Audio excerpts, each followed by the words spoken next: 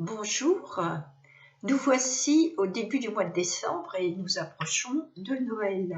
C'est pourquoi j'ai choisi de vous faire ce mois-ci une vidéo sur les lectures enfantines. Malheureusement, au cours de ce trimestre, j'ai pas eu l'occasion de lire beaucoup ni de rencontrer beaucoup de livres pour enfants. Il n'y en a que 4, mais 4 qui sont tous tout aussi charmants les uns que les autres. Le premier sont des histoires à lire aux enfants le soir avant le coucher. Ça s'appelle Histoire du soir pour les tout petits. Voilà le livre. Je vous montre comment il se présente. Donc, c'est des histoires extrêmement courtes, elles font pas plus de 3 ou 4 pages. Il n'y a ni auteur ni illustrateur, c'est curieux. C'est peut-être pas le même auteur ni le même illustrateur pour toutes les histoires. Je vous montre un petit échantillon, mais les images ne sont pas toutes dans le même style, donc ni les histoires d'ailleurs.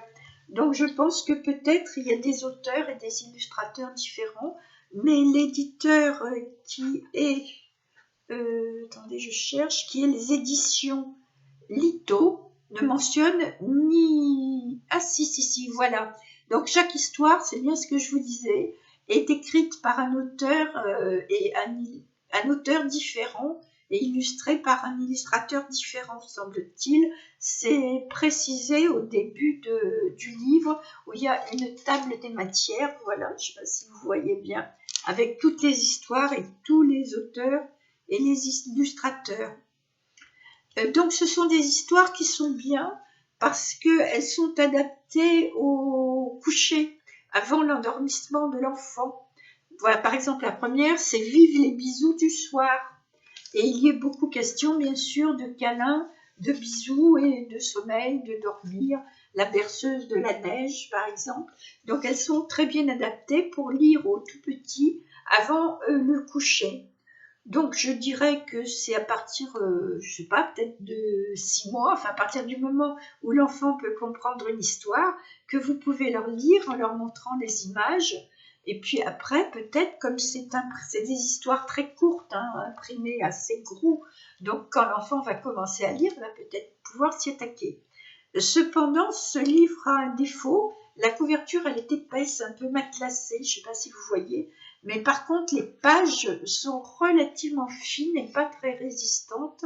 Et donc, un jeune enfant peut facilement les déchirer. Mais c'est un petit peu dommage parce que s'il ne peut pas regarder lui-même les images sans risquer d'abîmer le livre, c'est un peu dommage qu'il n'y ait pas eu des pages cartonnées comme il y a dans certains livres pour les tout petits, pour que le livre soit plus solide. Donc le deuxième livre que je vous présente est un livre en auto-édition. Il s'appelle Petite distraite et l'auteur est Marie-Ève Mespouille et l'illustratrice Roxane Seuves. Voilà comment il se présente. C'est un livre assez court, hein, assez petit. C'est l'histoire d'une petite fille qui jouait avec son chien dans le jardin et qui a laissé malencontreusement la barrière ouverte. Et le chien s'est sauvé et elle part à la recherche de son chien avec son vélo. Voilà le style d'illustration qui sont tout à fait jolies et charmantes. Ça a à la fois quelque chose de rétro et de moderne, je trouve, un petit mélange des deux qui est très réussi et l'histoire est très jolie. Donc vous pouvez la lire à un enfant, l'auteur dit à partir de 4 ans, je pense qu'il est tout à fait en mesure de comprendre, et quand l'enfant pourra lire, il pourra aussi peut-être le lire tout seul, parce que là aussi, c'est un livre qui est imprimé assez gros. Donc le troisième livre est un livre pour lequel j'ai rencontré l'illustratrice. Ah oui, j'ai oublié de vous dire, pour le livre précédent, Petite distraite, j'ai rencontré l'auteur à Mons, au Salon du Livre, en novembre dernier, et pour ce livre-là, sur le stand des éditions Elixiria, j'ai rencontré l'illustratrice Audrey Lozano. Donc voilà comment se présente le livre La petite fille à l'ombrelle. Comme vous voyez, c'est une histoire qui est très inspirée par le Japon. C'est une petite fille qui part admirer les cerisiers en fleurs et qui, malheureusement, va perdre son ombrelle qui va être emportée par le vent. Et elle est extrêmement malheureuse de ce contretemps. et elle va essayer de retrouver son ombrelle, enfin espérer la retrouver. Et voilà, je ne vous gâche pas le suspense de l'histoire, bien sûr, voilà, l'ombrelle emportée par le vent. Alors les illustrations sont à la fois personnelles et japonisantes, ce qui fait un grand charme, ce qui donne un grand charme au livre et à l'histoire avec les cerisiers en fleurs et tout le contexte du Japon.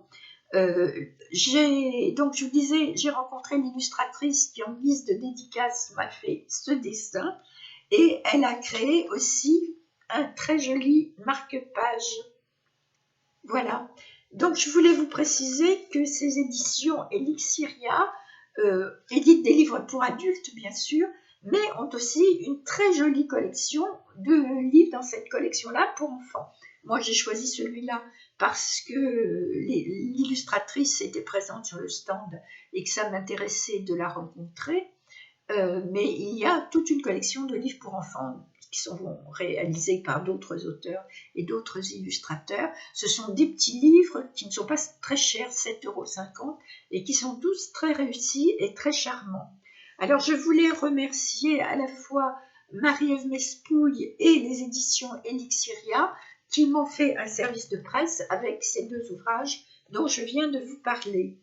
Le troisième ouvrage est un conte de Noël, un cadeau à quatre pattes de Jean Joubert et Armel. Et le conte est de Jean Joubert et les illustrations Normel Guégan. Voilà le livre, c'est aux éditions de l'Écluse et c'est donc les grands formats des livres pour enfants qu'éditent les éditions de l'Écluse. Alors c'est un conte, bien sûr, mais qui veut montrer que être Père Noël n'est pas si facile que ça.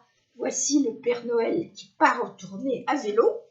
Et c'est pas si simple que ça pour le Père Noël de trouver les cadeaux qu'il faut distribuer dans les souliers des enfants. Et il s'interroge beaucoup, je vous montre quelques illustrations. Et des fois, il a même certaines surprises devant certaines cheminées et certaines interrogations.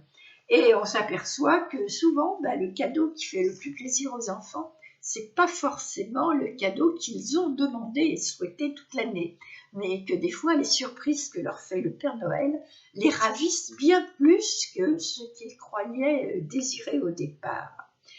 Donc je vous mets toutes les références de ces livres en barre d'infos. J'espère que cette vidéo vous aura donné envie d'en acheter certains et d'en offrir certains à vos enfants à Noël.